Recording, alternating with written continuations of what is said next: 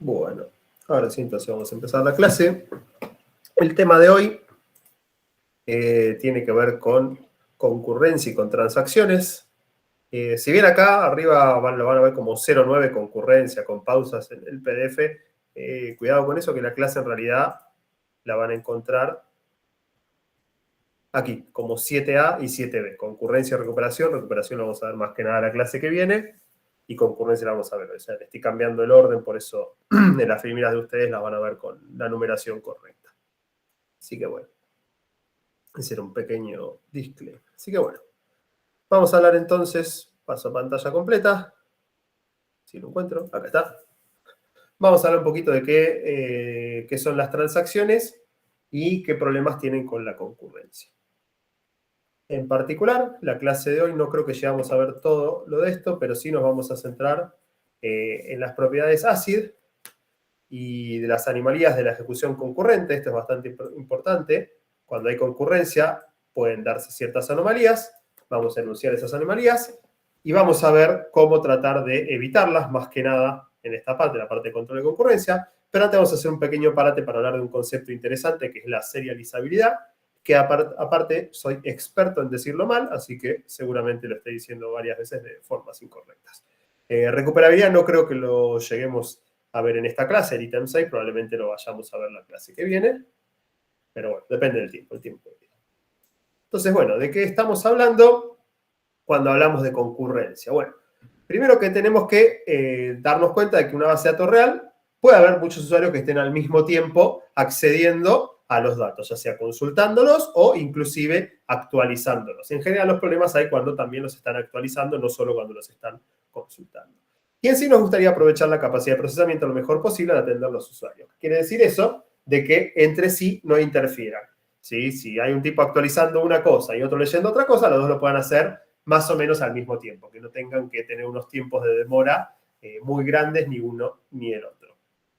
Nosotros vamos a concentrarnos más que nada en sistemas monoprocesador. Como vamos a ver después, igual se puede extender un poco lo que vamos a ver para sistemas multiprocesador, pero vamos a pensar en sistemas monoprocesador, que hay un único proceso básicamente que está corriendo, pero con el tema del multitasking puede llegar a resolver distintas consultas al mismo tiempo. Sí, puede tener varios hilos o varios procesos que están corriendo concurrentemente, y de hecho por ahí alguno está esperando una página del disco, y mientras está uno esperando una página del disco, otro puede trabajar en memoria, haciendo cierto procesamiento. O sea, se pueden entrelazar varias ejecuciones de procesos de consulta y o actualización al mismo tiempo, si bien un solo procesador ahí, digamos, como que se van, como se dice, mezclando las distintas operaciones.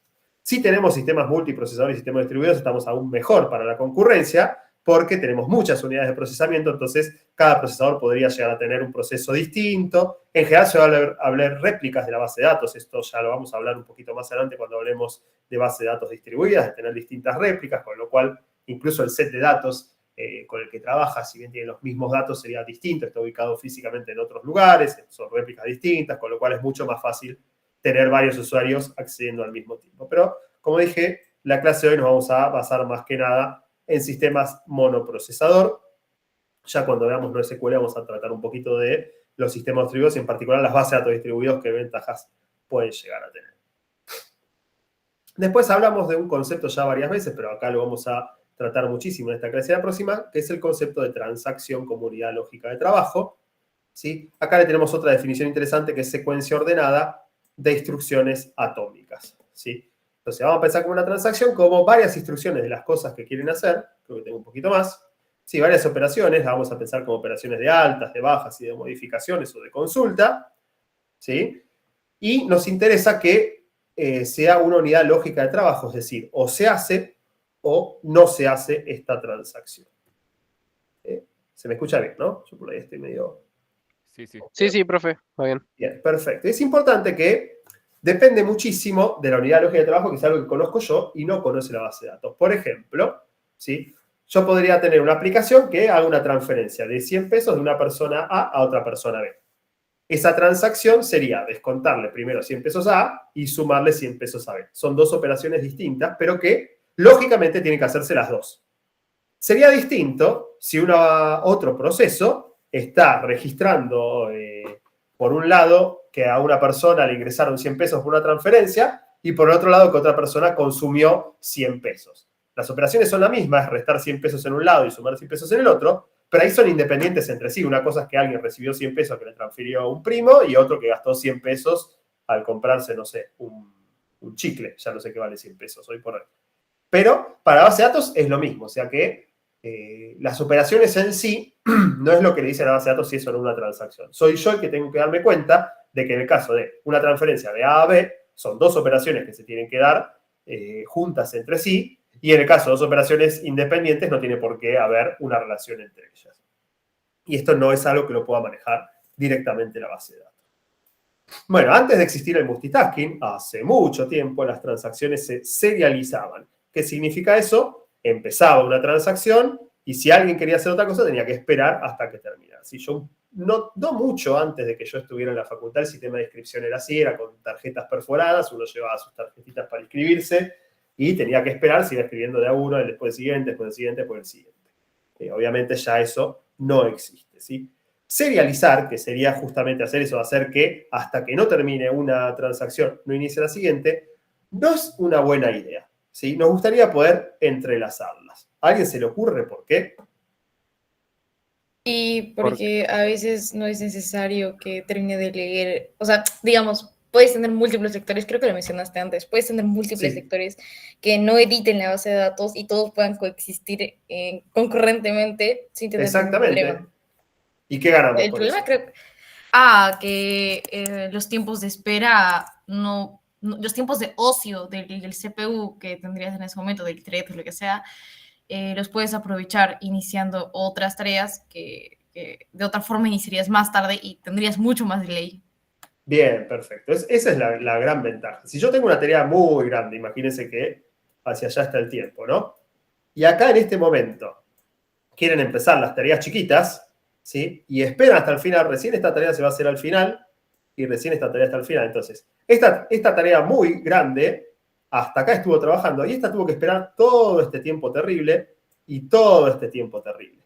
Compárenlo con, no, vamos a hacer una raya, con que la tarea grande, si la voy a volver a hacer, se suspendiera momentáneamente acá y acá. A ver si la puedo hacer más chiquitito. Tingui, tingui, tingui, tingui, tingui. Y en el momento que quedan las tareas chiquitas, se hiciera en el momento. Esta tarea grande estaría tardando un poquito más, porque en el medio se suspendió la ejecución para hacer las chiquitas, pero las chiquitas tienen un tiempo de respuesta demasiado rápido. Si arrancan, terminan y ya le devolví. No tuvieron que esperar todo este hueco de tiempo. Entonces, si bien a esta transacción, a la transacción que tardaba mucho, le agregué un buen tiempo entre medio, ¿sí? Un poquitito de tiempo más, las tareas chiquititas no tuvieron que esperar todo este mega tiempo para poder realizarse. Entonces, en general, en promedio, digamos, tuve una mejor respuesta de mi sistema. Entonces, no está bueno serializar por eso. En general, si hay una que cuesta mucho más que la otra, lo mejor es de alguna forma ir metiendo en el medio las transacciones chiquitas. Bien, bueno, la concurrencia es la posibilidad de ejecutar múltiples transacciones en forma simultánea. Sistema de distribución y multiprocesador, como ya dijimos, podemos querer aprovechar toda la capacidad de cómputo, ¿sí? Con lo cual si usan distintos sets de datos, van a poder ejecutarse concurrentemente en distintos procesadores, pero no vamos a entrar en esos casos, vamos a ver el caso más sencillo, que es sistema monoprocesador, y que serializar no es una opción porque la idea es que una transacción lenta no me demore a otras de ejecución rápida. Si hay una transacción que es muy lenta, es preferible que esa demore un poquitito más, pero en el medio mezclar las rápidas que apenas llegan, ya salen, y esos clientes están mucho más conformes, ¿sí? Y bueno, como dije antes, también igualmente puede ser que mientras una transacción esté esperando algo en particular, por ejemplo, una escritura de una página es algo que demora, por ahí otra puede estar en memoria haciendo alguna operación y encima ese tiempo muerto se va a aprovechar. Y bueno, como última, creo que pequeña cosa del concepto, estamos hablando, sí, del concepto de recursos compartidos. El tema de la concurrencia no es algo que sea únicamente las bases de datos, es algo que depende de muchísimas cosas. De hecho, creo que ustedes los ven en algunas otras materias, las cosas que vamos a ver, por lo que me han dicho, no tanto en detalle, con lo cual lo seguimos dando, pero a nosotros nos va a interesar únicamente los datos. O sea, a mí no me interesa si hay distintos procesos que quieren acceder a una impresora o a un recurso en particular. Nosotros solamente nos vamos a centrar en acceso a datos, ¿sí? Y nos va a importar cuando distintas transacciones quieren acceder en forma simultánea a un dato en particular. Bien, ¿hasta aquí vamos bien? Sí. Bien. Bueno, vamos entonces a utilizar el modelo de procesamiento, lo voy a avanzar un poquito, de concurrencia solapada, que es más o menos lo que yo burdamente dibujé antes. Básicamente, si hay una transacción muy larga que es la C, puede arrancar, en algún momento se interrumpe, empieza la B, que la B por ahí acá pidió algún recurso complicado o hizo una escritura disco que demora mucho, entonces vuelve a la C mientras espera, de repente viene la A, ve que la A se puede resolucionar rápido, hace la A toda completa, luego vuelve a la B, que ya tiene su recurso que esperaba, termina la B y después sigue la C. O sea, en todo el momento del tiempo, la idea es que las transacciones de repente se suspenden para empezar a trabajar otra transacción y se vuelve a ejecutar y en algún momento todas terminan. Pero la idea es que, en promedio, el tiempo total que tomó cada transacción debería ser menor que si las hubiéramos hecho todas de forma serial. Cada transacción, como dijimos antes, va a tener una secuencia de instrucciones atómicas, ¿sí? Y esa va a ejecutarse una a la vez. Es decir, la idea es que hay un scheduler que es el que va eligiendo qué transacción hacer. El scheduler lo tengo acá. ¿Sí? Va a decir, bueno, ahora paso de la C a la B. Este pasaje de la C a la B no puede ser en la mitad de una instrucción atómica. Tiene que ser cuando termine esa instrucción atómica. Pero cuando termine esa instrucción, quizás dice, ahora vamos a darle un poquito de tiempo a la B, espera un poco a la C, ¿sí? Y cuando termina esta parte de la B, dice, bueno, ahora volvemos a la C y seguir haciendo lo tuyo. Es decir, es algo interno que lo maneja la base de datos, en el cual puede ir suspendiendo cada tanto la ejecución, de acuerdo a cómo considere que sea necesario, y después lo va retomando. De vuelta, si tuviéramos múltiples unidades, no haríamos este modelo que es el de procesamiento de concurrencia solapada, haríamos el procesamiento paralelo, pero no lo vamos a dar nosotros. De vuelta, esto es la parte interna, vamos a ver algoritmos bien básicos para que quede la noción de cómo más o menos maneja la base de datos esto, pero no vamos a entrar en el detalle en particular muy complejo de cómo lo maneja. Vamos a hacer un pequeño resumen al final de distintas bases de datos, qué cosas usan, pero vamos a ver muy por arriba. La idea, como siempre, es que quede el concepto, por eso vamos a trabajar únicamente con la concurrencia solapada. Si a alguna le interesa, después puede investigar cómo se extiende el procesamiento paralelo de eso. Te hago una Bueno, consulta rápida. Sí, por supuesto. Sí, claro. Digamos, entonces hoy en día ya medio que no se usa la concurrencia solapada y todo se hace procesamiento paralelo, ¿o...? No, se usa también bastante. Ok. Sí, se usa muchísimo. Sí, porque mismo, aunque tengas procesamiento paralelo, quizás igual tenés muchas más transacciones que procesos que puedes llegar a tener. Y también depende mucho de ¿cómo se dice?, de lo que vos querés hacer. Si vos también tranquilamente puedes decir, bueno, voy a escalar a replicar mi base de datos en 50 servidores. Bueno, eso tiene un costo, obviamente. Entonces, si lo ameritan, te conviene hacerlo, pero no siempre lo vas a querer hacer. Así que sí existe. Bueno, este ejemplo de ejecución concurrente a mí no me gusta nada porque usa álgebra relacional, que no es tan atómico en sí, pero lo voy a pasar medio rápido porque está en las filminas. Sí, imagínense que tienen un esquema de base de datos de sucursales y clientes. Básicamente el cliente pertenece a una sucursal. Acá tenemos el código sucursal que referencia a la sucursal en particular. Y imagínense que tenemos estas operaciones, ¿sí? Esta sería, no sé por qué dice operación 1 y operación 2, sería como transacción 1 y transacción 2, pero bueno, son distintas operaciones que se quieren hacer. Hay una operación que es consultar los nombres de los clientes de la sucursal, la paternal, que está resuelta en álgebra relacional, que básicamente arma una relación para ver cuál es la sucursal cuyo nombre es la paternal, se queda con el código de esa sucursal y luego hace el join de estos IDs de la paternal, que debería ser uno solo, con todos los clientes que coincide ese código sucursal, lo guarda en la relación clientes y luego devuelve el nombre de estos clientes. ¿Sí? Entonces, consulta los nombres de los clientes de la sucursal la paternal. Y otra operación lo que hace es agarra a un cliente en particular con un quit y lo pasa de la sucursal 110 a la 220. ¿Sí? Fíjense que la 110 es justo la paternal. Entonces, ¿qué hace? Busca el cliente en particular ¿sí? A la tabla de clientes le quita ese cliente, la iguala a una selección de quit distinto de ese en particular, y luego le hace una unión con una tupla que es igual a los datos que tenía un cliente, pero cambiando la sucursal por 220. Es un ejemplo medio feo, no perdamos mucho tiempo, pero lo importante es entender de que si se van mezclando las operaciones de cada uno, ¿sí? Acá tenemos un tema, que es que este cliente va a entrar o no va a entrar en este listado de nombres de acuerdo a en qué momento se hizo esta operación de join de acá. ¿Sí? Si se hace antes de cambiarle al cliente la sucursal o después, es que el cliente o va a estar o no va a estar. Acá, como cliente, justo en este momento quitaron este cliente, ¿sí?, de la tabla, no va a estar devuelto en clic, pero si esto se hubiera ejecutado un poquito después, si esto se hubiera ejecutado más abajo, sí lo hubiera devuelto. Es decir, la operación de una transacción puede llegar a influir en el resultado de otra. Pero bueno, este ejemplo no es realmente muy lindo. Y como dice acá, las instrucciones se corresponden con las operaciones generacionales, que no es algo atómico. De hecho, la junta, como ya vimos en la clase pasada, son muchísimas operaciones y bastante costosa, con lo cual vamos a trabajar con operaciones atómicas más sencillas. Entonces, no le demos mucha importancia. Bueno, por último vamos a hablar de que nosotros vamos a pensar que nuestra base de datos está formada por ítems. Esto tiene que ver con la granularidad, si no me equivoco. Nunca sé si lo digo bien, si es granularidad o granulabilidad. Me confundo mucho con eso. Ahora en un momento va a aparecer. Pero uno podría decir, ¿qué es un ítem? ¿Qué es con lo que voy a estar trabajando en la base de datos? Lo más común es que un ítem sea una fila de una tabla. Pero también un ítem podría ser una tabla completa. Es decir, voy a trabajar con una tabla completa si hago una operación muy grande. O un ítem podría ser un bloque, una página de disco. O un ítem podría ser incluso algo mucho más detallado, el valor de un atributo en una fila determinada de una tabla. ¿Sí? Entonces, tenemos distintas definiciones de qué es el ítem que vamos a tratar. Nosotros vamos a trabajar con ítem general. Vamos a decir, grabamos un ítem, leemos un ítem, y depende de la base de datos y depende de la configuración que yo le pueda dar, ese ítem podría ser o simplemente el valor de una columna en una fila, o la fila entera, o una página entera, porque voy a trabajar con páginas directamente, o hasta incluso una tabla entera. Pero nosotros nos vamos a abstraer de eso y vamos a hablar de dos primitivas básicas. Leer ítem X y escribir ítem X. Estas son las dos instrucciones atómicas que vamos a tener. Una transacción que hace, por ejemplo, un join, va a leer uno o varios ítems X, de acuerdo a lo que sea un ítem. ¿Sí? Si el ítem es, por ejemplo, una tabla, un join no debería leer más de 2 ítems. Pero si el ítem es una fila, bueno, puede leer muchísimos ítems porque cada fila que va a ir combinando son varias lecturas en particular.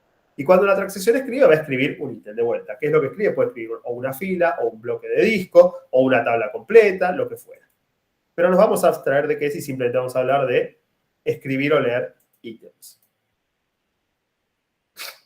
Acá está, granularidad. ¿Sí? El tamaño de ítem escogido se conoce como granularidad y obviamente afecta mucho al control de concurrencia. Si mi granularidad es una tabla, el control es bastante sencillo, pero cuando alguien está trabajando con una tabla, no permite que otra persona quizás esté trabajando con la misma tabla porque se confunde mucho. Ahora, si mi granularidad es de filas, quizás ahí estoy permitiendo de que distintos procesos trabajen con distintas filas de la misma tabla mientras no se molesten entre sí. Entonces, como vamos a ver ahora, influye mucho la granularidad. Sí.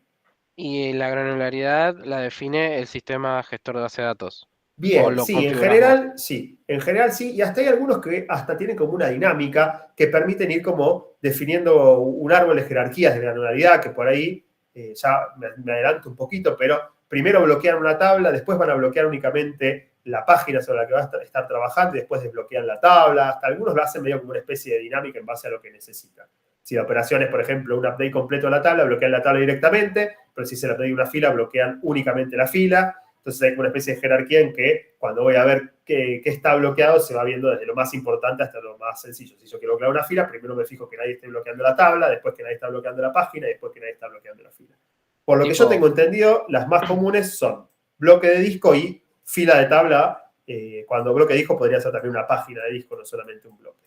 Estos son los más comunes. Ponele que estuviera, no sé, un usuario actualizando todos los padrones pares y otro usuario actualizando todos los padrones impares, ¿no chocaría? Porque como que depende de la granularidad. Si estás trabajando con una granularidad de tabla, sí, chocaría. Sí, pero por una fila podrías trabajar en simultáneo en la misma tabla. Con bloques también tendrías problemas. Si tu granularidad es bloque, tendrías problemas porque probablemente los pares estén en bloque distinto, sí.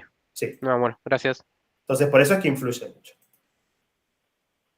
Bueno, creo que ya con esto terminamos, sí. La introducción, dos observaciones, ¿sí? Primero que nada, las transacciones van a tener instrucciones que involucran la manipulación de datos en memoria. Por ejemplo, un join, yo les dije, son muchas lecturas, pero también en memoria tienen que ser comparaciones, concatenaciones de datos, etc. Lo importante es que eso a nosotros no nos interesa porque cada proceso va a tener su propio sector de la memoria que ahí sí no lo va a acceder otro proceso. Entonces no me afecta el análisis de concurrencia. Lo único que me afecta es qué escribe y qué graba, que esa es la parte compartida, la parte de los datos. Si después en memoria le hace la operación que le guste, no hay problema porque no va a haber otro proceso accediendo a ese mismo sector de la memoria. Y otra observación que es interesante, de las dos primitivas teníamos la primitiva leer y la de escribir un ítem. Pero es importante saber que escribir un ítem no siempre es escribir directamente en el medio de almacenamiento persistente, o sea, en el disco rígido, donde suele estar la base de datos. a veces una escritura queda en algún tipo de caché y no se mandó directamente a disco. Sí puede quedar en un buffer de memoria temporalmente, entonces hay que tener cuidado con esto. Sí, ya lo vamos a hablar más la clase que viene cuando veamos de algoritmos de recuperación, pero es muy común que las bases de datos tengan algún tipo de acceso bien directo a disco, como para ellos mismos también de alguna forma poder ordenar que flashee a disco un buffer de memoria porque quiere que se llegue a grabar explícitamente el dato. Estas son dos pequeñas aclaraciones. Ahora sí vamos con las propiedades ácidas. ¿Hasta aquí todo bien? Es una introducción, créanme que vamos a ahondar un poquito en el tema. Bueno, Va bien. Bueno, perdí la tapa. Espero no patearla. A ver si llego. Bueno, las propiedades ACID son 4 propiedades deseables en general, no son requeridas, de las transacciones. Bueno, no sé por qué ya me vuelve con la definición de transacción. Secuencia, ordenar instrucciones, asadas, esto ya lo vimos bastante, digo los ejemplos. Vamos con las propiedades ACID, ¿sí? Son 4 propiedades deseables, importante que se queden con esto, no requeridas, deseables, que queremos que tenga la ejecución de transacciones por un sistema gestor de base de datos, ¿sí? Y bueno, como siempre suele pasar, buscan una palabra, en este caso es ácido, y buscan siglas que más o menos coincidan. Entonces vamos a ver las 4 propiedades deseables. La primera propiedad, que es la letra A, es la propiedad de atomicidad, que es lo que venimos diciendo ahora, que la idea es que para el usuario la transacción o se ejecuta completamente o no se ejecuta en su totalidad. No puede quedar ejecutada por la mitad. Entonces, esta es una idea que es requerida, no es deseable. Después viene la propiedad de consistencia, que me dice que cada ejecución debe preservar la consistencia de los datos. Es decir, todas las restricciones que yo haya definido de los datos se tienen que preservar al finalizar una transacción. Una transacción arranca con una base de datos en un estado consistente y cuando termina tiene que dejar a la base de datos en otro estado consistente también. Puede ser el mismo estado si no hizo ningún cambio u otro estado distinto, pero que tiene que cumplir todas las reglas de integridad definidas. Ustedes quizás lo vieron, en la práctica por ahí en algún momento tiraron algún insert masivo, insert de varias filas a la vez. Si una de esas filas llega a romper la integridad, todo el insert se cancela, no queda por la mitad. Entonces, eso es otro tema importante. De vuelta, para mí este no es deseable, es requerido. Bueno, queremos que tenga atomicidad, es decir, las transacciones se hacen o no se hacen, y que me dejen en un estado consistente la base de datos, cosa que es lógico, porque para algo definí todas las reglas de integridad. La tercera es la más interesante porque es la que vamos a tratar en esta clase.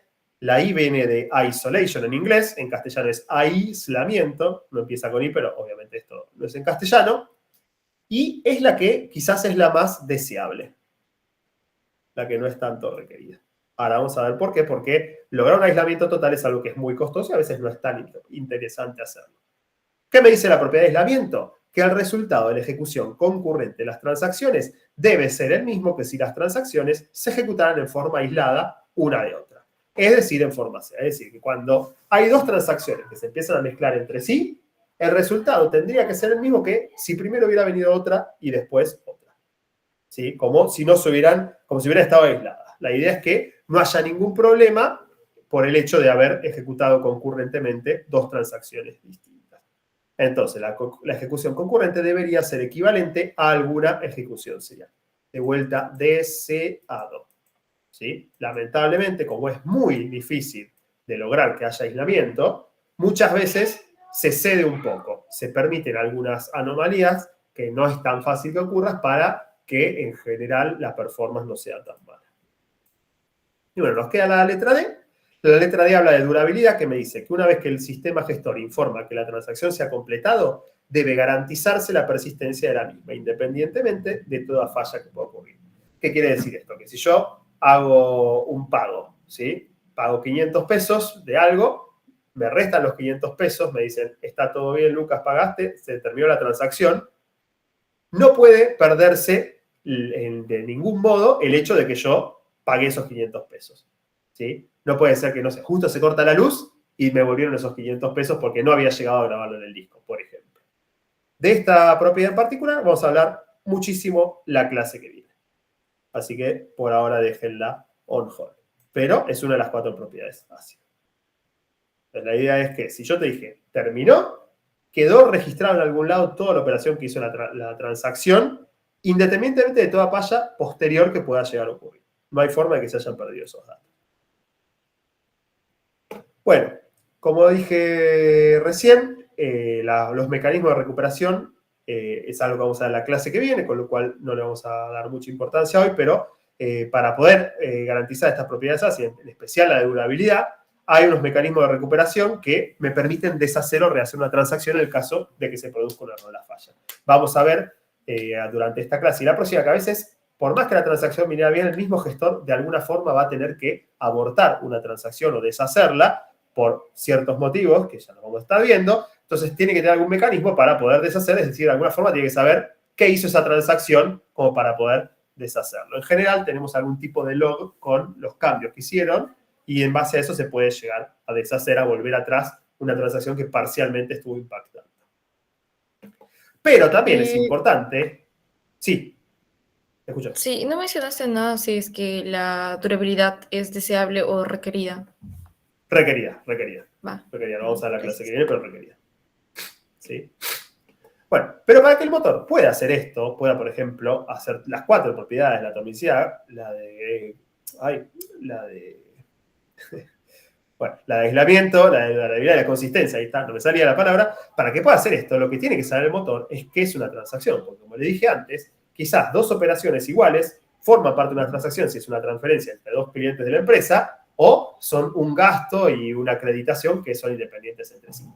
Y eso es algo que la base de datos no tiene por qué saberlo. El usuario es el que le tiene que indicar de algún modo cuándo comienza y cuándo termina una transacción. Entonces, para eso tenemos ciertas instrucciones nuevas, que no las conocíamos hasta ahora, que me permiten indicar cuándo comienza una transacción, la vamos a conocer como begin.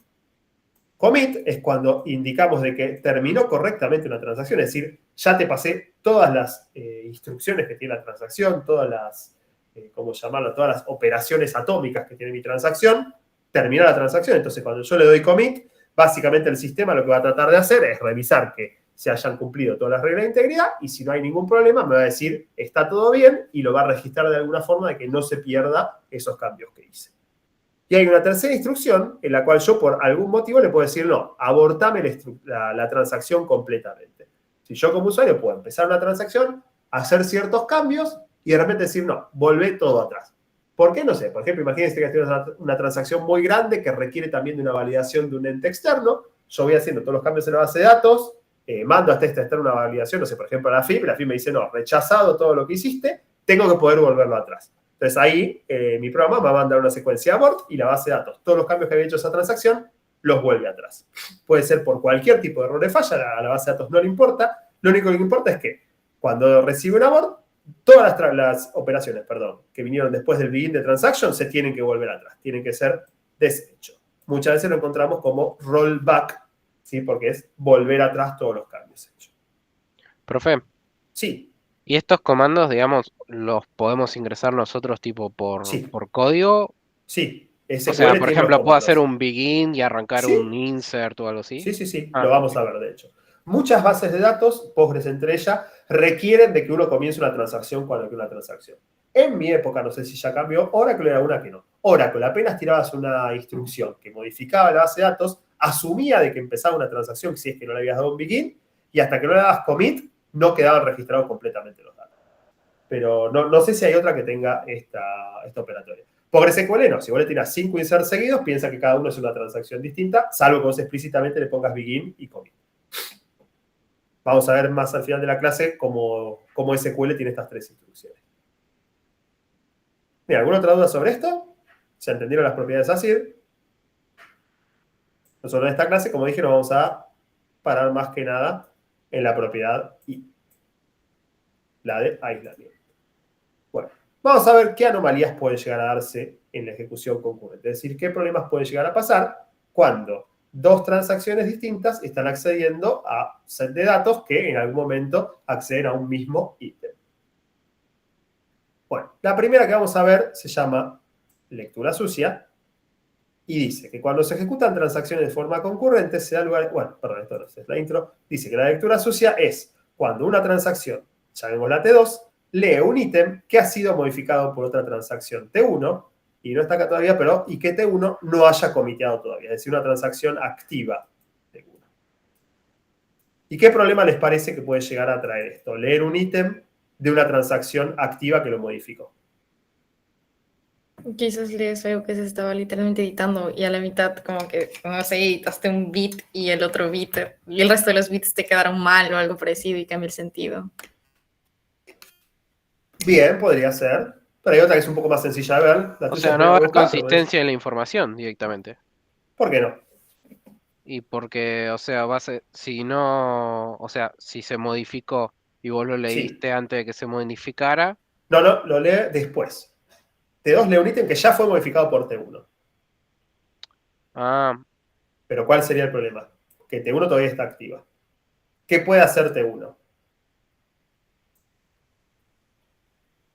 Sí, imagínense que alguien me pone a mí 100 Puede pesos en mi terminar de cuenta. modificar los datos. O sea, si no terminó de Pues, hacer la modificación de los datos, T1 va a tener la mitad de la información puesta dentro de lo que sería la pues sí, lectura. si después T2 volviera a modificar el mismo ítem.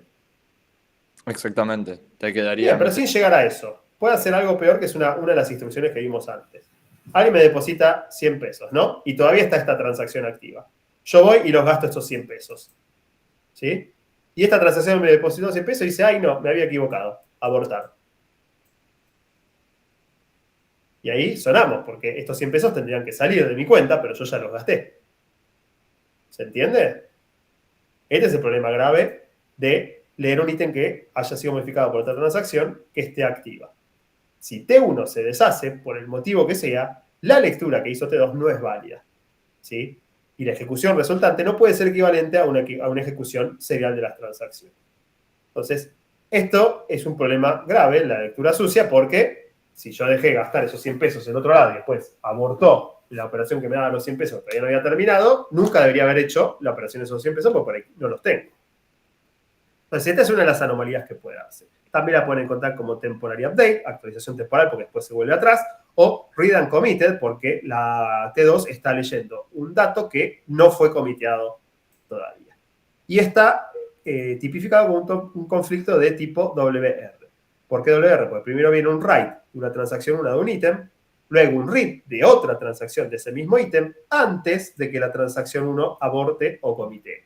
Si llegara a darse el caso de que aborta, estamos en un problema. Y no sería igual a ninguna ejecución serial. Tenemos acá un ejemplo parecido, creo que el que yo dije. Si T1 transfiere 100 pesos de la cuenta A la B, mientras que T2 aplica una tasa que incrementa el capital en ambas cuentas en un 10%. Inicialmente, A y B tenían 1.100 pesos y 900 pesos. Entonces, la idea es que si T1 le transfiere los 100 pesos de A a B, ambos van a tener 1.000 pesos y cuando hacemos el aumento de porcentaje, ambos tendrían que terminar con 1.100 pesos, porque le pusieron un 10%. ¿Se entiende?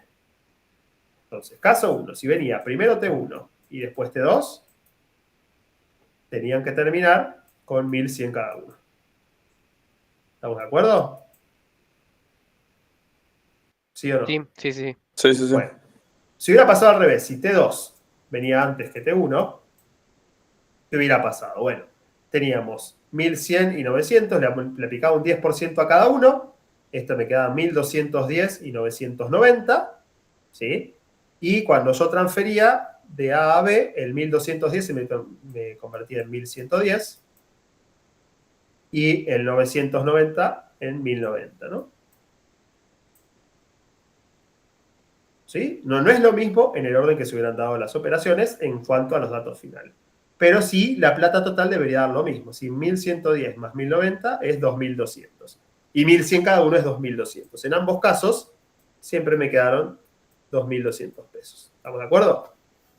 Ahora, vamos a ver qué pasa si se daba este problema. Acá tenemos el problema de que T1 escribe el ítem A y T2 de que T1 haya comiteado o abortado, de hecho al final aborta, y vamos a ver qué problema tiene esto. Entonces ahora sí vamos a tratar de ver paso a paso qué pasa si se daban así. De hecho, fíjense que las operaciones entre sí no se están solapando. El único problema que hay es este abort, pero primero paren todas las operaciones de T1 y luego todas las de T2. Entonces T1 lee el ítem A, que es 1.100. Le resta 100 pesos y lo graba. Entonces A y B tenía 1.100 y 900. La primera transacción que quiere transferir 100 pesos de A a B actualiza esto a 1000. Después viene la segunda transacción, lee el ítem A, lee 1000, lo multiplica por 1,10 y lo graba, con lo cual vuelve a ser 1100.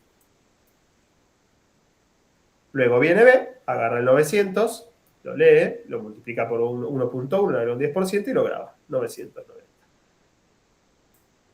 Y le da commit, es decir, esta transacción terminó y quedó 1100 por un lado y 990 por el otro. Ya acá vemos que tenemos un pequeño problema porque se perdió plata en el medio, ¿no? No era como antes que teníamos siempre los 2.200 pesos. Y ahora encima incluso esta transacción aborta, con lo cual, ¿qué va a hacer con este valor? Va a decir, bueno, yo tendría que volverlo al valor que estaba antes, que era justamente 1100. Entonces, bueno, lo deja igual, lo deja en 1100. Entonces, el total de plata que tenemos acá, 1100 más 990, no es de 2200, es de 2190, si estoy haciendo bien la cuenta, ¿no? Ustedes me dirán. ¿Sí? Bueno. Sí, sí. Bien. Pero están haciendo bien. No soy especialista en esto. Y entonces quedó una macana. No sé si es 2190 o 2090, pero no importa. Lo que es importante es que no es igual a 2200. Es 2090. 2090 me parecía. Bueno, también. Igual no da 2090, no es lo mismo que 2200. Es decir, no quedó equivalente a ninguna de las otras dos formas de hacer T1 y T2, porque en ambas la suma era 2200, que es lo coherente, porque había 2000 pesos y se le aplicó un 10% y se transformó en 100 de un lado al otro, eso no importa, la suma sigue quedando igual 2200. Acá tenemos uno de los primeros problemas que puede dar. Si fíjense de vuelta que ni siquiera estuvimos metiendo instrucciones en el medio. Se hicieron todas las instrucciones de T1, luego todas las de T2, pero el problema es que T1 todavía no había comiteado, con lo cual lo que leyó acá T2 era algo que no estaba comiteado y algo que no sabíamos si iba a terminar quedándonos en la base de datos. Entonces, esto es un problema que tenemos. Esta es una anomalía que deberíamos, de alguna forma, solucionar. Todavía no vamos a ver cómo, pero en un ratito sí. Siguiente Entonces, anomalía. Sí. no habría que, digamos, leer operaciones que estén abiertas, entonces. No deberíamos leer datos sin comitear. Ok. ¿Sí? Porque tiene la anomalía de la lectura sucia. Siguiente anomalía, problema de la actualización perdida y la lectura no repetida. Son dos problemas parecidos, ¿sí? Si bien son distintos en sí, es parecido cómo se da el problema. La actualización perdida o lost update ocurre cuando una transacción modifica un ítem que fue leído anteriormente por una primera transacción que aún no terminó. ¿Sí? Entonces, ¿qué puede pasar? Pueden pasar dos cosas, ¿sí? Entonces, tenemos alguien que modificó un ítem que fue leído por una primera transacción que todavía no terminó. ¿Sí? Si la primera transacción, que es la que modificó el ítem, ¿sí? La primera transacción es la que leyó el ítem. Si no escribe el ítem que leyó, el valor escrito pisa el que hizo la segunda transacción. Es decir, yo tenía un valor acá, alguien lo lee, otro me lo escribe, me hace una lectura, otro me lo escribe, y este después me lo escribe, y se perdió esta actualización, porque la escritura que hizo se basó sobre la primera lectura. Imagínense que hay dos personas que me van a aumentar un 10% el saldo de mi cuenta. Empiezo con 100 pesos, la primera viene y lo lee y dice 100 pesos. La segunda me graba 110. Y esta le aplico un 10% y también me graba 110. Y ahí tenemos un problema porque no se hizo un 10% dos veces. Es un ejemplo muy burdo para que lo lleguen a entender. Entonces, este es uno de los problemas que hay. El otro problema es que la primera transacción, esta que estaba acá, volviera a leer el ítem. Si vuelve a leer, también hay un problema, porque esta leyó 100 pesos. Acá alguien lo escribió y cuando lo vuelve a leer, tiene un valor completamente distinto. Y esto puede llegar a tener problemas en reportes, por ejemplo. Si estoy leyendo todos los clientes para un tipo de reporte y de vuelta a todos los clientes para otro, y me modificaron uno de los clientes, de repente los datos son inconsistentes para la misma transacción. Es como que algo cambió en el medio y no debería pasar si estuvieran aisladas entre sí. Entonces, en estos casos tenemos la anomalía de la actualización perdida y la de la lectura no repetible. Es distinta a la anterior. Antes era WR. Acá tenemos una caracterización de que una transacción lee un ítem, otra transacción escribe ese ítem antes de que la primera aborte o comitea. Y puede tener problemas si acá T1 vuelve a leer o vuelve a escribir el ítem T1. Si lo vuelve a escribir, tenemos el problema de la actualización perdida. Esto que actualizó T2 se pierde. Y si lo vuelve a leer, tenemos el problema de la lectura no repetible. Leyó dos veces el mismo ítem, pero en las dos lecturas recibió distintos valores, cosa que no podría pasar en el caso de que realmente estuvieran aisladas. Entonces es un poquito distinto al anterior, la actualización perdida y la lectura no repetible. Y acá tenemos un ejemplo que creo que es parecido al que yo dije. Imagínense que la transacción T1 realiza un depósito de 100 pesos en la cuenta A y T2 extrae 100 pesos de la misma y el saldo inicial es de 500.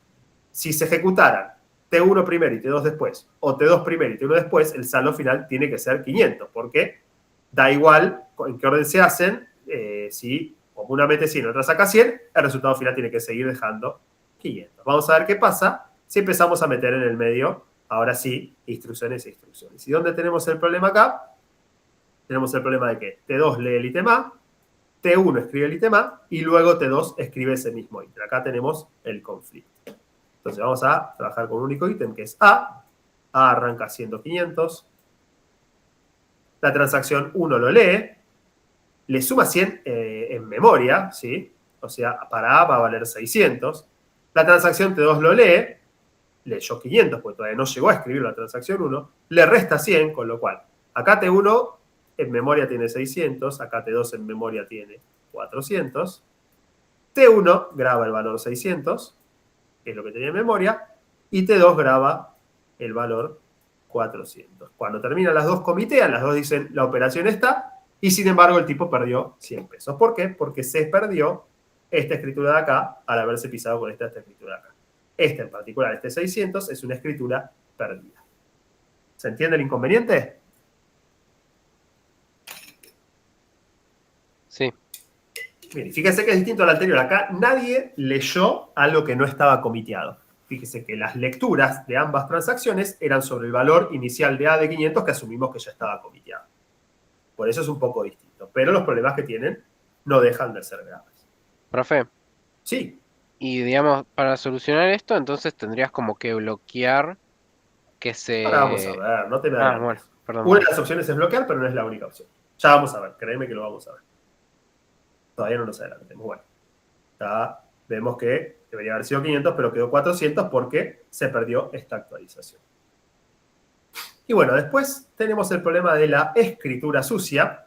Si la escritura sucia ocurre cuando una transacción T2 escribe un ítem que ya había sido escrita por otra transacción T1 y esta T1 luego se deshace, ¿sí? Entonces acá no me importan las lecturas, me importan solo las escrituras y de vuelta que T1 se deshaga. El problema es que para deshacer T1, lo más probable es que T1 vuelva al valor que tenía antes de haberlo escrito. Pero si hace eso, se está perdiendo la modificación hecha por T2. Es decir, es algo parecido al anterior, se pierde una escritura, pero por haber hecho dos escrituras al mismo tiempo, ¿sí? Acá tenemos algo parecido a lo que teníamos antes. Hay algo que suma 100 y hay algo que suma 200, ¿sí? Fíjense que esta lee el ítem A después, ¿sí? Entonces, venía bien la mano. Arrancaba A, no me dice manualizar, pero bueno, imaginemos que arranca con 500, ¿no? Esta le quiere sumar 100 y esta le quiere sumar 200, con lo cual tendría que llegar a un final de 700. Esta lee 500, le suma 100 y lo escribe. Pa, queda 600. Esta lo lee, que hay 600, le suma 700 y lo escribe. Guarda el 800. Ahora esta quiere abortar y esta ya dio commit. Cuando esta quiere abortar, ¿a qué valor lo tiene que llevar? Porque esta transacción T1 no sabe que T2 le sumó 200, no sabe que Core no hizo T2. Cuando uno aborda, lo que dice es, bueno, lo tengo que llevar al valor que estaba antes de haber empezado, que era 500. Entonces va a hacer así y le va a poner el 500. ¿Y qué se perdió? Se perdió esta suma de 200 pesos que hizo la transacción 2. ¿Sí? Entonces, este es otro problema. No es exactamente igual al anterior, por más que parece parecido. Es la escritura sucia, ¿sí? Y se da cuando dos transacciones escriben el mismo ítem y es un conflicto de escritura-escritura, ¿sí? Alguien escribe un ítem, otro escribe el ítem y luego el primero que escribió todavía no había abortado o comitado. Entonces, si llega a abortar, tenemos un problema. ¿Está quedamos bien con los problemas que hay? ¿Podrías repetirlo, profe, por favor? Sí, sí. ¿Qué parte? Oh, no entendí justo, digamos, esta anomalía.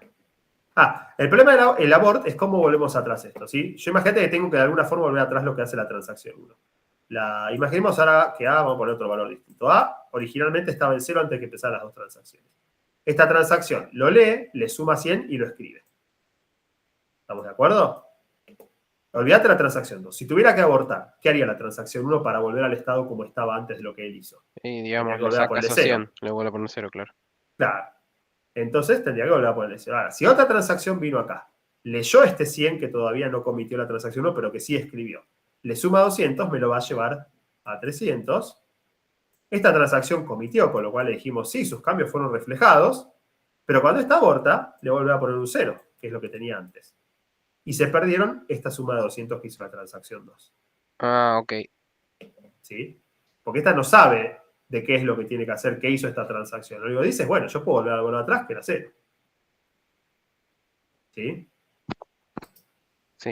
De hecho, hasta no es que puede decir, no, le resto 100 a lo que le había puesto. Esto es un ejemplo muy burdo, pensá que es con números enteros, pero imagínate que este cambio que hizo, este más 100, la transacción 2 dijo, como tenía 100 pesos en la cuenta, le voy a dar un bono especial y por eso le sumo 200 pesos. Y ahora después te saca los 100 pesos. El tipo ni siquiera tendría que haber tenido quizás esos 200 pesos, por ahí tendría que haber tenido un bono distinto.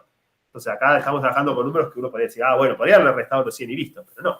La transacción T2 tomó alguna decisión en base a este valor escrito por la transacción T1 que no tendría que haber tomado para nada. Es complicado también. Te hago una Sí. consulta. Y si es que, bueno, o sea, no se me ocurre. Sí, creo que sí, sí. Ajá.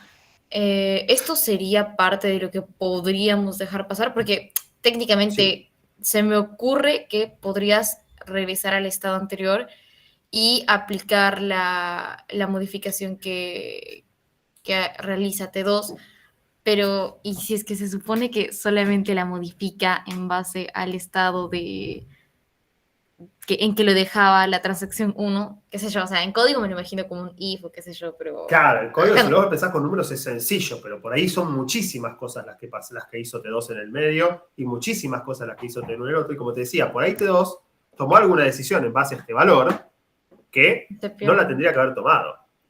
Ese es el gran problema. ¿Sí? Okay. Si bien se puede llegar a permitir esto, la de la escritura sucia creo que, si no me equivoco, es la que más fácil se trata de impedir. Es la que menos gusta que ocurra. Porque, básicamente, a una transacción le dijimos, comiteaste, se hizo tu cambio, y cuando vas a abortar, estarías deshaciendo el cambio. Si en un tema de sumas y restas quizás es sencillo poder volverlo atrás, pero un tema de cambios en una página de disco o algo por el estilo no es tan sencillo. Sí. Se supone, bueno, no sé, tal vez no sea tan importante, pero pregunto por si las dudas. Antes de ejecutar mi consulta, el sistema gestor se fija que haya un commit después de cada begin, ¿verdad? O sea, o puedo dejar algún begin sin comitear. Vos lo podés dejar. Sistema gestor espera. Hasta que no le des begin o abort, espera que es una transacción abierta. O una transacción en ejecución. Él no sabe qué le vas a decir ni cuándo se lo vas a decir. Hoy por hoy es muy común que todo un programa comience una transacción y la termine, pero hace mucho tiempo las terminales que se conectaban a las bases de datos era común que hubiera gente tipeando los datos y se está ejecutando la transacción en el momento hasta que al final el tipo apretaba, no sé, F5 y ahí recién se grababa todo. Y era una transacción activa que duraba minutos incluso. El sistema permite que demore lo que quiera. Yo le puedo poner un timeout, obviamente, pero no tiene por qué restringirlo más allá de eso. Se me escucha bien, ¿no? Porque lo escuché medio metálico recién. ¿Vamos bien? Sí. Bueno, buenísimo. Bueno, y para terminar, si no me equivoco, con las anomalías, tenemos el primero de los grandes nombres de esta clase. Vamos a ver que hay muchos nombres interesantes. Es el problema del fantasma. Un nombre maravilloso.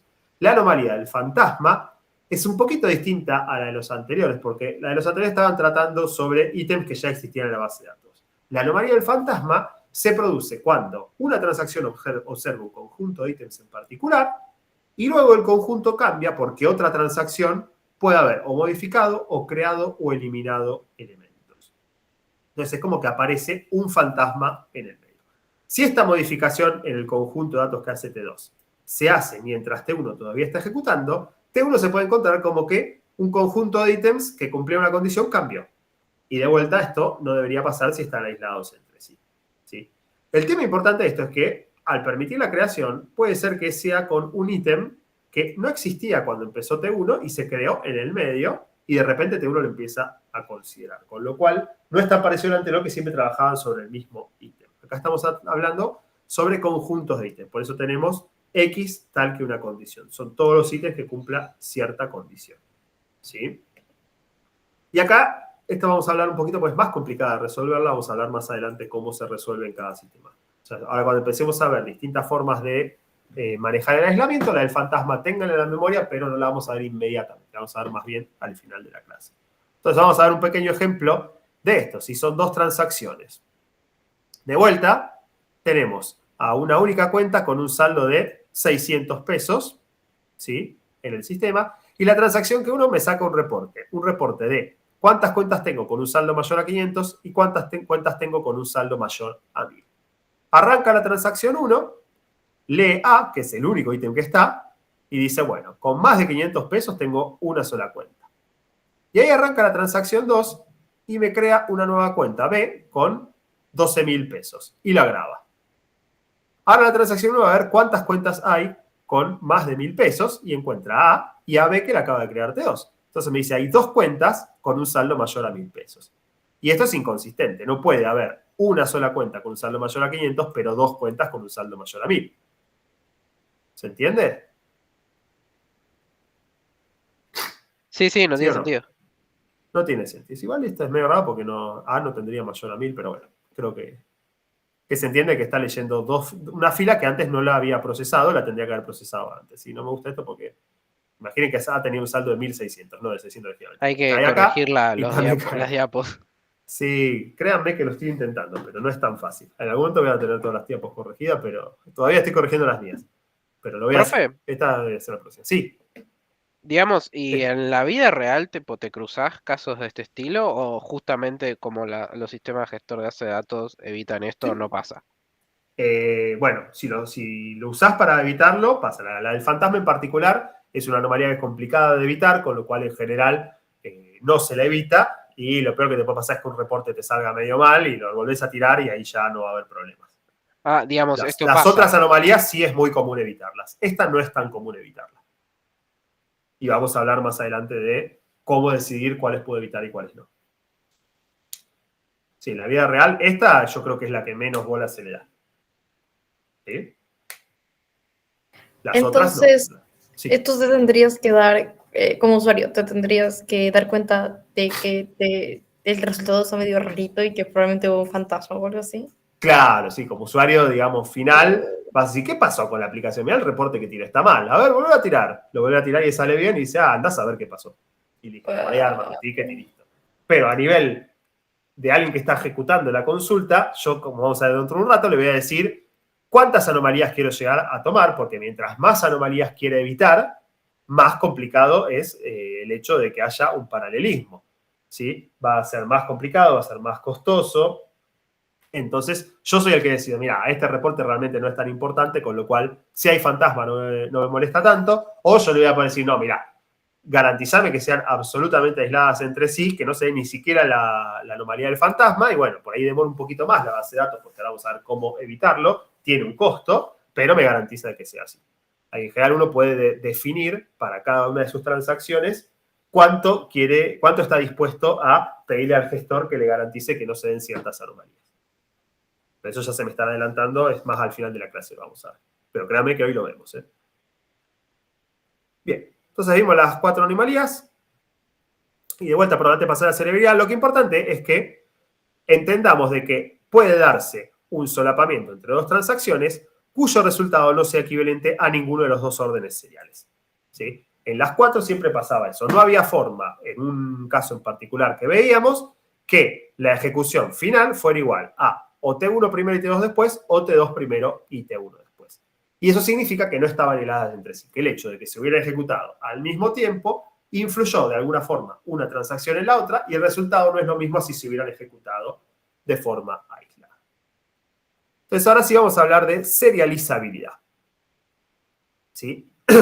Bueno, para analizar la serializabilidad, me cuesta mucho decir esta palabra, vamos a trabajar con una sintaxis un poquito más reducida de lo que habíamos visto hasta ahora. Tenemos RTDX y WTDX, básicamente es cierta transacción, que sería T, lee o escribe un ítem X. De vuelta, el ítem puede ser cualquier cosa, puede ser el valor de una columna, puede ser una fila entera, una página entera o incluso una tabla entera. Y luego agregamos estas operaciones BT, CT y AT, que es begin, commit y abort de la transacción T. ¿Sí? Entonces vamos a representar así un poquito más reducido, en vez de poner write, t o lo que fuera, lo ponemos mucho más reducido porque vamos a empezar a escribir tiras bastante largas de transacciones. Entonces, con esta notación podemos pensar que cada transacción T es básicamente una secuencia de varias instrucciones. ¿Sí? La instrucción 1 de transacción, la 2 de la transacción, hasta una instrucción máxima M de T de la transacción, que es la cantidad de instrucciones de T. La primera tiene que ser un begin y la última debería ser un commit o un abort. Por ejemplo, T1 comienza, lee el valor X, lee el valor Y, graba el valor Y y comitea. Y T2 comienza, lee el valor X, graba el valor X y comitea. ¿Sí? Cuando yo defino una transacción, no sé qué otras transacciones hay, pero sí, cuando yo defino una transacción, lo que tengo que definir son todas las operaciones que va a ir haciendo, que es básicamente lo que recibe la base de datos. Entonces, hecha esta definición, vamos a definir que es un solapamiento entre dos transacciones. Un solapamiento es una lista cuya cantidad total de instrucciones tiene que ser igual a la cantidad de T1 y la cantidad de T2. Es decir, la lista tiene que tener todas las instrucciones que tenía cada una de las transacciones. Cada instrucción de T1 y T2 tiene que aparecer una única vez, no puede aparecer más de una vez. Y las instrucciones de cada transacción conservan un orden entre ellas dentro del solapamiento.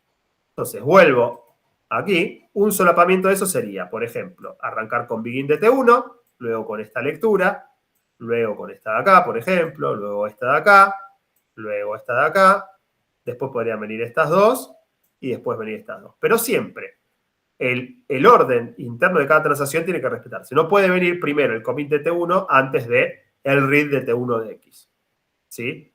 Pero eso puede intercalar. O otro solapamiento puede ser todas las de T1 primero y todas las de T2 segundo, digamos. ¿Sí? Pero lo importante es que estén todas las instrucciones en algún orden en particular que respete el orden local de cada transacción. ¿Se entiende esa idea? ¿De qué es un solapamiento? Sí. Bien.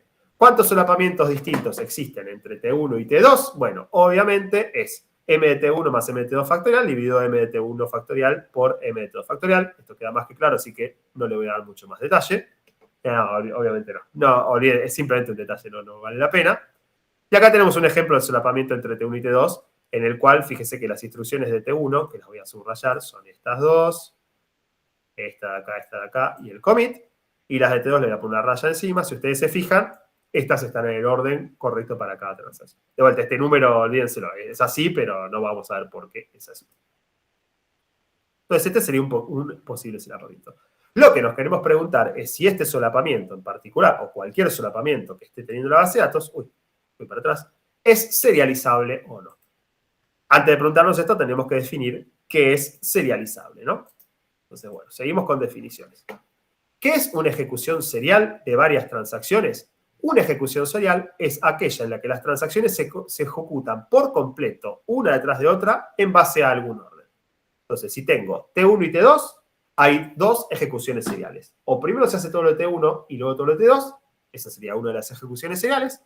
O primero se hace todo lo de T2 y luego todo lo de T1. Esa sería otra ejecución serial. ¿Sí? Si tenemos este ejemplo, estas son las dos ejecuciones seriales. Fíjense que en esto se hace primero todo lo de T1 hasta acá y luego todo lo de T2. Y en esta se hace todo lo de T2 primero y luego todo lo de T1. Entonces, si hay n transacciones, ¿cuántas ejecuciones seriales distintas hay? Este sí creo que lo podemos sacar.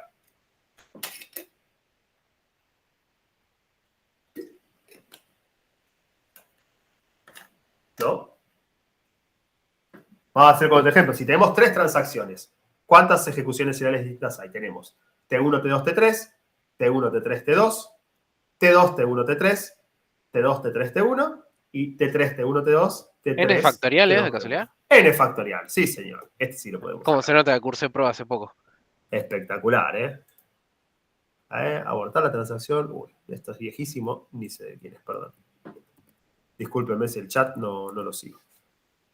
No me avisa. Entonces, bueno, si tenemos n transacciones, tenemos n factorial posibles ejecuciones seriales distintas. Esto es una ejecución serial. Ahora, ¿qué es algo serializable? Bueno, un solapamiento es serializable cuando la ejecución de sus instrucciones en el orden que está dado por el solapamiento deja la base de datos en un estado equivalente a al menos una de las ejecuciones seriales entre todas las transacciones. Sí, entonces, si yo tengo todo un solapamiento de muchísimas instrucciones, decimos que es serializable si me la deja en un estado equivalente a alguna de todas las seriales que había posible en base a la cantidad de transacciones que hay en el momento. El gran problema de esta definición es que es para nosotros ser equivalente. Ahora vamos a hablar de eso porque ¿qué es equivalente? No está definido todavía. Pero bueno, nos interesa mucho que los solapamientos producidos sean serializables, porque si son serializables es que me dejaron a la base de datos igual que si me lo hubieran dejado, que si se hubieran corrido en forma serial. Entonces, si un solapamiento es serializable y me la dejó igual a un estado serial, es que no influyeron entre sí las transacciones. ¿Sí? Porque da lo mismo que si hubiera ejecutado primero una, luego otra, no sé cuál, pero en algún orden en particular. Entonces, por eso me garantizaría la propiedad de aislamiento. ¿Sí? Si bien no se ejecutaron de forma serial, pero son serializables, es como que hubieran estado aisladas entre sí porque me lo dejaron en un mismo estado a si se hubieran ejecutado en forma serial. Entonces, por eso nos interesa analizar si un solapamiento en particular es o no serializable. La pregunta es cómo evaluamos esta equivalencia, ¿sí? ¿Cómo sabemos si es equivalente o no? Importante es que no solamente tenemos que mirar a la base de datos actual, a un set de datos en particular que depende de un estado, sino pensar en cualquier estado inicial posible. Porque, ¿qué puede pasar? Puede haber, alguna de las operaciones puede multiplicar un valor por 3, por ejemplo, ¿sí? Y si justo la pruebo en una base de datos en la cual el valor a multiplicar es 0, 0 por 3 da 0, y por ahí queda igual de casualidad. Pero si el valor inicial era 1, ese 1 por 3 ya da 3, y eso sí me genera un estado distinto. Entonces, por eso digo que, ¿qué es lo que significa que dos ejecuciones me dejan un estado equivalente? Y vamos a ver 3 definiciones. Una es la equivalencia de resultados, ¿sí? Que para un estado particular, las dos órdenes de ejecución me la dejan en otro mismo estado. Esta equivalencia no está tan buena por lo que acabo de decir. Quizás las operaciones que hago justo de casualidad hacen que dé el mismo estado para un estado inicial en particular. Lo mismo, no sé, multiplicar y elevar al cuadrado, si justo el valor es 2, multiplicar por 2 es lo mismo que elevar al cuadrado, pero es justo para ese número. Para otros valores no es lo mismo multiplicar por 2 que elevar al cuadrado. Entonces, esta equivalencia de resultado en general no nos interesa. Sí nos interesa mucho la equivalencia de conflictos. Decimos que son equivalentes dos ejecuciones cuando poseen los mismos conflictos entre instrucciones. Y, de vuelta, tenemos el problema de qué es un conflicto. Pero bueno, ahora vamos a definir qué es un conflicto. Pero esta es la más fuerte de las 3, ¿sí? Porque no depende del estado inicial de la base de datos. Tenga los datos que tenga una base de datos, si tiene los mismos conflictos dos ejecuciones, es que son equivalentes entre sí. Y después hay otra definición un poquito más laxa, que la damos así simplemente por que es la equivalencia de vistas, que permite que haya ciertos conflictos siempre que se cumplan algunas cosas en particular. Siempre que se cumpla cada lectura de un valor X, siempre lee el valor escrito por la misma transacción J. Nunca, si hay dos lecturas del mismo ítem, lee primero el de una transacción y luego el de otra. Y además, entre ambas dos solapamientos, que quiero ver si son equivalentes, la última modificación de cada ítem fue hecho por la misma transacción. Entonces, un poquito más laxo que la equivalencia de conflictos, puede llegar a tener algunos problemas, pero a veces en la bibliografía lo van a encontrar como algo aceptable. Nosotros vamos a buscar, la equivalencia de conflictos. Después vamos a hablar un poquito de la equivalencia de vistas, pero nos interesa la equivalencia de conflictos. Y por eso la vamos a desarrollar a continuación. Entonces, bueno, ¿qué es un conflicto? Un conflicto entre dos instrucciones en particular, ¿sí?, se da cuando una o al menos una de las operaciones es una escritura. ¿Sí? Si tenemos dos operaciones de transacciones distintas, T sub I y T sub J, que trabajan sobre el mismo ítem, llamémoslo X, hay un conflicto cuando al menos una de las dos es la escritura. ¿Por qué? Porque yo tengo un solapamiento en particular y quiero ver si es equivalente o no a una ejecución serial, con lo cual quiero ver si lo puedo ordenar de alguna forma, que primero se den todos los ítems de una y luego todos los ítems de la otra. Y estos conflictos son los que hacen de que no dé igual un orden o el otro. ¿Por qué? Vamos a imaginarnos que una transacción lee un ítem y otra lo graba después, ¿sí? No es lo mismo si la otra lo hubiera grabado antes. Si este write hubiera venido antes del read, lo que hubiera leído esta transacción hubiera sido distinto. ¿Y Lo mismo acá, si tenemos un write y un read, no es lo mismo si antes venía la lectura, porque hubiera leído el valor antes de que se escribiera. Y dos write también tienen conflicto, porque no es lo mismo si vinieran en distinto orden, porque en este caso el valor que queda es este de acá, el de TJ, pero si este hubiera venido antes, el que queda es el de TI. Entonces, cada vez que hay una escritura del mismo ítem, no es lo mismo en qué orden se haya hecho. Ahora, si dos operaciones son escrituras de distintos ítems, da igual en qué orden venía, porque escribieron de otra forma. Si yo escribo en A4 y en B5, me da igual si primero escribí en B5 y luego en A4. ¿Sí? Entonces, si son distintos ítems, no tenemos problema. Tampoco tenemos problema si es lectura sobre el mismo ítem. Le puedo cambiar el orden, si las dos leían el mismo ítem, da igual cuál lo hace antes, porque las dos están leyendo el mismo valor. El problema es cuando al menos una escribe. ¿Se entiende este tema de los conflictos? Sí. Queda un poquito más bien intuitivo. Entonces, cuando dos transacciones distintas ejecutan instrucciones sobre un mismo ítem X y al menos una tiene una escritura, es que tenemos el conflicto. Y la idea es que todo par de transacciones consecutivas I1 y 2 puede ser invertido cuando no haya conflictos. ¿Sí? Puedo llegar a invertirlo en particular. Entonces, bueno, vamos a tener un solapamiento acá que me lo está dando y vamos a ver si es o no serializable por conflictos. Entonces, lo que tenemos que ver es qué escrituras hay, porque dijimos que el conflicto siempre sea cuando hay escrituras. Estas son todas las escrituras que tenemos, las estoy marcando acá, y vamos a ver qué conflictos hay. Bueno, el primer conflicto que tenemos, fíjense, acá tenemos un read de T1 de A, un write de T1A. Esto en sí no trae conflicto porque es la misma transacción. Para que haya conflicto tienen que ser dos transacciones distintas. Para acá tenemos un read de T2 de A, con lo cual tenemos el primer conflicto. Este write de T1 entra en conflicto con este read de acá. ¿Sí? Son dos transacciones distintas que acceden al mismo ítem y al menos una es una escritura. Y también este write entra en conflicto con este otro write de acá. Son dos transacciones distintas, T1 y T2, el mismo ítem A, y al menos uno de ellos es una escritura. ¿Sí? Y finalmente tenemos este conflicto de acá, entre este read y este write. Este read de T1 de A tiene conflicto con este write de T2 de A, porque son dos transacciones distintas que acceden al mismo ítem y al menos una de ellas es una escritura. Acá tenemos tres conflictos distintos. Y para B tenemos algo parecido, este write con este read, este write con este write y este read de acá con esto. Entonces tenemos 6 conflictos, ¿sí? ¿Se ven? ¿Sí o no? Sí, profe. Sí. Acá tenemos marcado todos estos.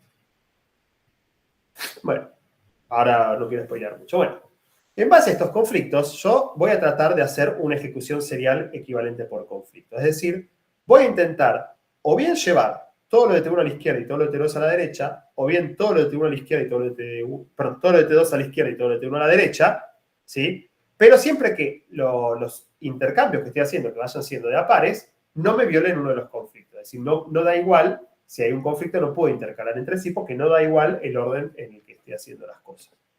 Entonces, ¿qué tengo que ver? Bueno, lo que me tengo que fijar, en particular, este T1 que está acá y este T2 que está acá, que tenemos un conflicto, yo este write lo podría intercambiar con este read de T2 de A. No, porque hay un conflicto. No da igual que haya venido el write primero y el read después, o que haya venido el read de T2 primero y el write después, porque lo que había leído sería distinto. Entonces, estos dos en particular, que están consecutivos, nunca los voy a poder intercambiar. Con lo cual, T1 nunca lo voy a poder llevar a la derecha. Entonces, tengo que ver si puedo llevar todo lo de T1 a la izquierda. Entonces, tendría que empezar con el read de T1 de A, luego con el write de T1 de A. Y ahora sí quiero ver si este read lo puedo llevar hacia la derecha.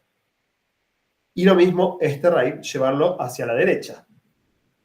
Entonces, tengo que primero ver. Este en particular de acá, este read con este write no los puedo intercambiar porque son dos instrucciones de la transacción 2 que tienen que venir al mismo momento. Ahí este intercambio no lo puedo hacer. Pero este write con este read sí lo puedo intercambiar entre sí. ¿Por qué? Porque trabajan sobre distintos ítems. Uno es sobre A y otro sobre B, con lo cual lo que lea la transacción 1 en B no va a cambiar si se hace antes de que escriba T2 en A, porque son dos ítems distintos. Entonces, este write yo lo podría llegar a pasar hasta acá, este read lo podría llegar a pasar acá, con lo cual después estaría haciendo el read de T1 de B. Y lo mismo pasa con este write. Yo puedo llegar a este write más a la derecha y este read más a la derecha porque están trabajando sobre A y este sobre B. Con lo cual podría ser el write de T1 de B. Uy, qué feo que me quedó. ¿Sí? Entonces, voy a borrar un poquito porque si no me quedó un quilombo terrible. ¡Ay, no! No tiene control Z, ¿no? Bueno, perdón. Lo volví a tener que escribir. Yo hago primero estas, luego estas de aquí, y estas dos las pasé para acá a la derecha. Sí, perdón, que le borré todo y no quedó.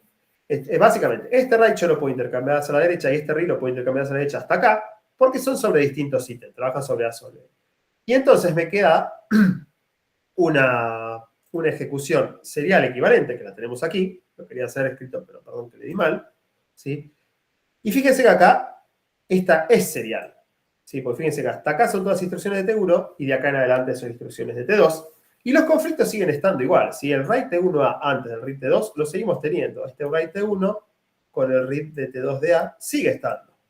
¿Sí? Y mismo si buscan los 6 conflictos que hemos detectado, van a ver que siguen estando en esta ejecución serial, con lo cual son equivalentes por conflictos. Tienen exactamente los mismos conflictos, con lo cual tengo la garantía de que van a tener el mismo resultado. ¿Sí?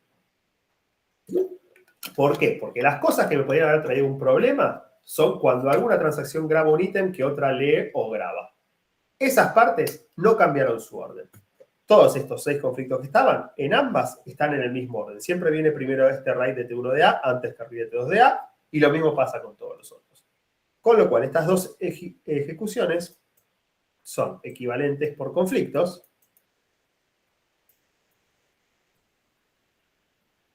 Esta de acá vemos que es serial, porque primero se hace toda una transacción y luego toda la otra. Esta es serial. Y este solapamiento de acá es equivalente por conflictos con una serial, entonces es serializable. Profe, Sí. te hago una pregunta, pero ¿no habíamos dicho que, digamos, no es deseable hacer una ejecución serial justamente? No es deseable Solo que sea queremos que serial, sea equivalente. pero sí queremos que sea serializable. Esta no es serial, porque esta es la que vamos a hacer. La que vamos a ejecutar es esta de aquí. No es serial, pero es serializable. ¿Qué significa eso? Que hay una ejecución serial equivalente, con lo cual, si hay una ejecución serial equivalente, lo que podemos decir es, mirá, estas dos transacciones, si bien se solaparon, no influyeron entre sí, porque el resultado siempre va a ser igual a si primero se ejecutaba T1 y luego se ejecutaba T2. Entonces, no buscamos que sea serial. La verdad es que la ejecutamos en este modo, pero sabemos que al ser serializables estuvieron aisladas. Y eso sí era algo que queríamos que pasara. ¿Se entendió? No me acuerdo quién me hizo la pregunta. Sí, ¿Estamos? Entonces, no es que la vamos a llevar a que se ejecuten serialmente. No, se van a ejecutar así. Pero vamos a darnos cuenta que son equivalentes a algo serial. Y eso es algo bueno porque estaban aisladas. Sí. Sí. Esto podría tomar mucho tiempo, ¿no? Porque se me ocurre que con más instrucciones y con más transacciones podría ser Sí. podría haber muchas combinaciones. Es un quilombo. Sí, efectivamente, esto es algo más bien teórico para definir cuándo es algo serializable o no, pero no es la forma en la que las bases de datos lo suelen manejar. En la segunda, después del break, vamos a ver cómo maneja realmente la base de datos para lograr la serializabilidad. Pero ahora todavía estamos viendo el concepto. Bueno, lo que sí es un quilombo, inclusive para nosotros, es hacer esto, tratar de cambiar todas las cositas, ¿sí? Es realmente algo complicado. Tenemos una forma de ver fácilmente si un solapamiento es o no serializable en base a un grafo de precedencias. ¿Qué me dice el grafo de precedencias? Me dice, dado un conjunto de transacciones, la cantidad que sea, que acceda a ciertos ítems, los que sea, voy a crear un nodo por cada transacción y para cada conflicto que encuentre, voy a agregar un arco entre los nodos T sub I y T sub J si el conflicto es primero con alguna operación de T sub I y luego con una operación de T sub J. Un arco dirigido. Acá no lo dice, pero tiene que ser un arco dirigido, con flechita. ¿Sí? Entonces, yo voy a ir armando un grafo en base a todos los conflictos que encuentro. ¿Sí? Y en base a eso, ¿cuándo les parece que algo no sería serializable? Cuando yo tengo que en un grafo.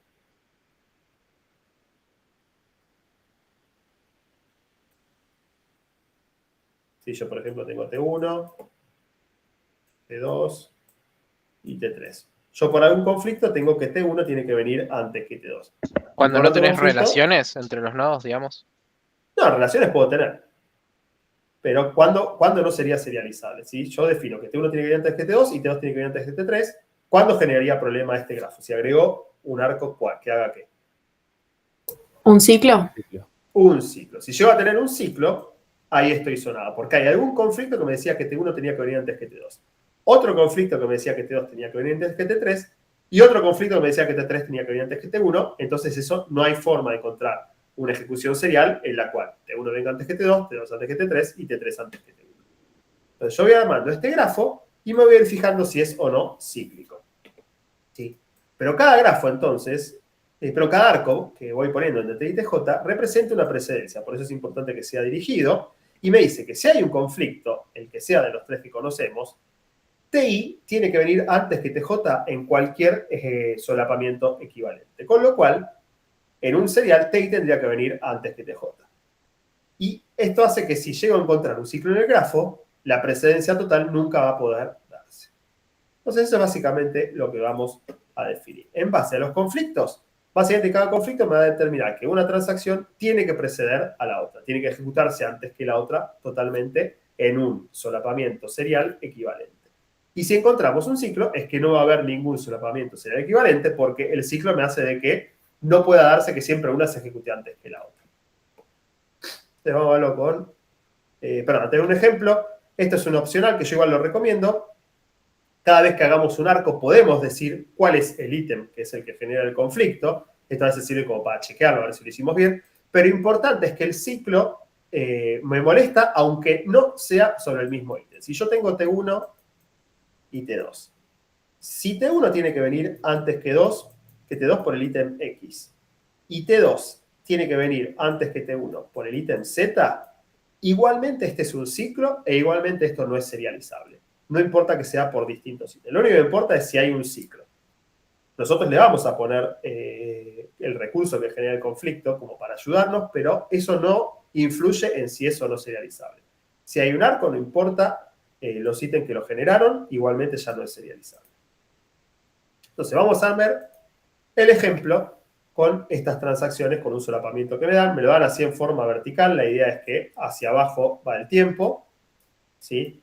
Y esto sería lo mismo, pero de una forma más lineal visualmente, que escribir que comenzó la transacción 1, que lee el ítem X, que luego la transacción 2 lee el ítem X, que luego la 1 escribe el ítem Y, etcétera, etcétera. Sí, yo creo que es bastante más lindo verlo presentado así. De hecho, si se lo damos como un chorizo horizontal, ustedes pueden llegar a hacer esta tablita que generalmente funciona mejor. Entonces, bueno, ¿qué es lo que vamos a hacer acá? Vamos a hacer un grafo con 4 nodos porque hay 4 transacciones. T1, T2, voy a tratar de hacerlo lo más prolijo posible, y T4. Y ahora vamos a empezar a buscar qué conflictos hay. Recuérdense que conflictos implica que haya una escritura de los ítems, con lo cual voy a subrayar todos los escribir que tengo, porque son los que realmente me importa, y vamos a empezar a analizarlos uno a uno. Bueno, empecemos con X. Se te escapa al final hay un escribir Z. Gracias. Bien, se me dejó. Bueno, empecemos con X. T2 escribe X. Vamos a ver que otras transacciones, este no es un conflicto porque es la transacción consigo misma, ¿qué otras transacciones trabajan sobre X? T1 lee el ítem X antes que T2 lo escriba, con lo cual, para que haya un solapamiento equivalente serial, T1 tiene que venir antes que T2, porque si T1 venía después, iba a leer lo que escribió T2 e iba a tener un comportamiento distinto. Entonces, T1 tiene que venir antes que T2 por X. Y ni T3 ni T4 trabajan con X, con lo cual terminamos con X. Dígame si me llevo a haber perdido algo. Con Y, acá tenemos T1 escribe el ítem Y. Perdón, antes de pasar. Estos dos lecturas no tienen problema. El problema es entre este leer y este escribir. Bien. T1 escribe Y. Y antes de que lo escriba nadie lo lee, pero después lo lee la transacción 3 y la transacción 2. Con lo cual T1 tiene que venir antes que la transacción 3 y antes que la transacción 2 para que hayan leído lo que escribió.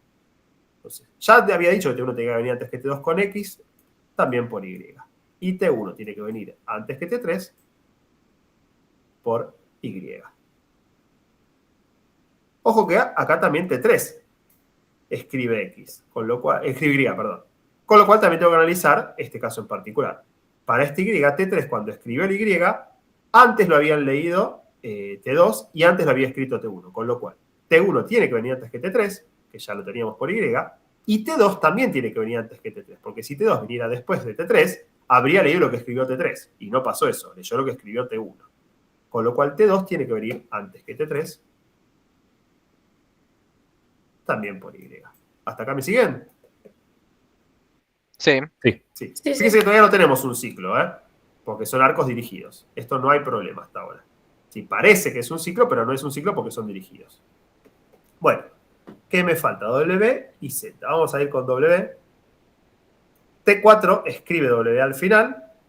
Y quien maneja W solamente T3. T3 tiene que venir antes que T4 porque no leyó lo que escribió T4. Entonces T3 tiene que venir antes que T4 por W. Y creo que no me falta ni. Y por Z, que lo escribe T1, T4 tiene que venir antes que T1, que sería por Z. ¿Sí? Y acá sí ya tenemos un bucle, porque de T1 tiene que venir antes que T3, T3 tiene que venir antes que T4 y T4 tiene que venir antes que T1. Entonces acá sí estamos fritos. Y acá ya puedo decir que este solapamiento en particular no es serializable. No voy a encontrar ninguno de los 4 factorial posibles solapamientos seriales que me da el mismo resultado que todas estas 4 transacciones que tenemos acá solapadas de esta forma, porque en este caso, una de las opciones es porque T1 no tiene que haber leído lo que escribió T3, Y, T3 con W, cuando lee T3 no tiene que haber leído lo que escribió T4, con lo cual tiene que venir antes, y T4 con Z, donde estábamos, T4 tiene que haber venido antes que T1 porque no tiene que haber leído lo que escribió T1. Entonces no hay forma de lograrlo. Todo este desparpajo que hice, acá lo tienen un poquito más lindo, debería ser lo mismo, aunque yo los hice en un orden distinto. Y vemos que tenemos un ciclo, por ejemplo, este de acá, con lo cual no es serializable. Entonces esta es una forma de no ir trabajando todas las posibles combinaciones, si esta es una forma de que podríamos revisar si un solapamiento en particular es o no serializable. Bueno, Profe. entonces uno... Sí, te escucho. Perdona que te interrumpa. Sí, no, por favor.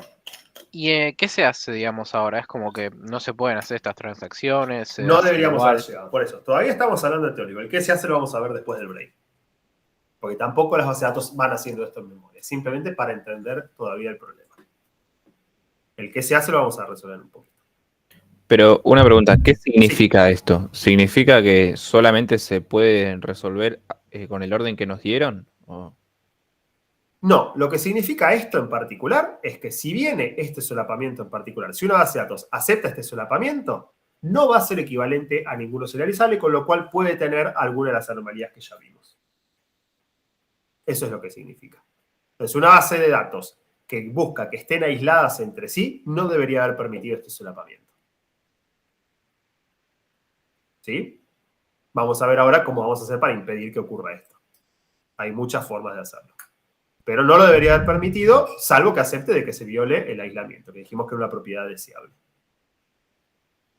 Ok, entonces básicamente esto sería como uno de los problemas de ejemplo que vimos antes. Sí, probablemente sí. Pero igual, ojo, algunos de los problemas que vimos antes no requieren que haya un ciclo, pero con esto detectamos que sí o sí hubo un ciclo. Sí. Esto me dice que podría llegar a haber alguna de las anomalías, con lo cual no están aisladas entre sí.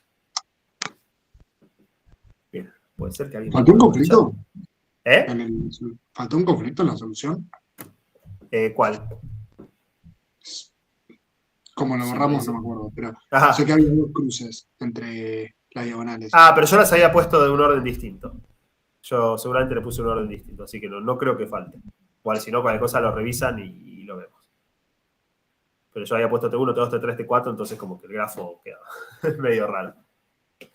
Bueno, ¿Un orden de ejecución es serializable por conflictos? Sí y solo sí. Su grafo de precedencia no tiene ciclos. Con lo cual, si yo he encontrado un ciclo es que no es serializable y eso significa de que las transacciones no estarían aisladas entre sí porque no se puede encontrar un solapamiento serial equivalente, con lo cual es que no estaban aisladas entre sí.